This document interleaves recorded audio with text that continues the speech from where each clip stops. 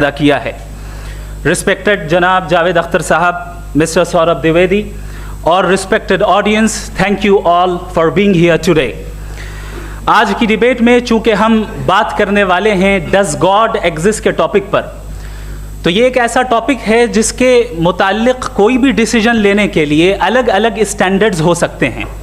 لہٰذا ڈیبیٹ کے شروع میں یہ ضروری ہے کہ ہم یہ جان لیں کہ آج کے اس ٹاپک میں کون سا اسٹینڈرڈ صحیح ہوگا اور کون سا غلط ہوگا.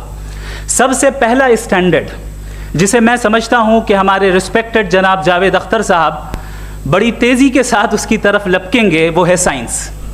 جبکہ سائنس در حقیقت خدا کے ایگزسٹنس کو ڈائریکٹلی ثابت کرنے یا اس کے ایگزسٹنس کو ڈینائی کرنے کے لیے اسٹینڈرڈ نہیں بن سکتی. اور اس کی وجہ کیا ہے یہ میں نہیں کہہ رہا, یہ وہ لوگ کہہ رہے ہیں جو سائنس کے ایکسپرٹس ہیں. نیشنل اکیڈمی آف سائنس کہتی ہے